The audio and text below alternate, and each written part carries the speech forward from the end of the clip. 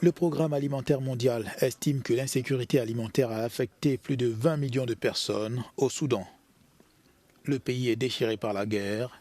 Le directeur exécutif adjoint du PAM, Karl Sko, parle d'une impossibilité à accéder aux zones comme El Fasher, mégapole de la région du Darfour occidental. C'est là que nous avons besoin de l'attention du monde en ce moment pour mettre fin à ce conflit ou au moins pour assurer une sorte de pause humanitaire afin que nous puissions livrer, sauver des vies et commencer à construire un terrain pour une paix plus durable.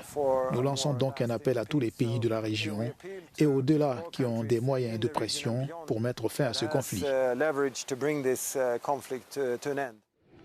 La famine sévit à El Fasher et dans la ville de Kadougli, dans la province méridionale du Kordofan.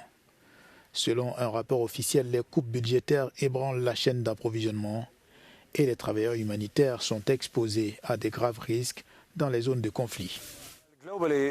Alors qu'au niveau mondial, nous sommes confrontés à ce que nous appelons une tempête parfaite. Vous savez que nous n'avons jamais vu un besoin aussi important. 320 millions de personnes sont en situation d'insécurité alimentaire aiguë. Si c'était un pays, ce serait un très grand pays. 2 famines ont été confirmées à Gaza et au Soudan. Mais dans le même temps, notre financement diminue. Il a été réduit de 40% cette année. Nous avons donc du mal à répondre aux besoins. Et vous savez, cela devient de plus en plus dangereux. L'année dernière, un nombre record d'humanitaires ont été tués.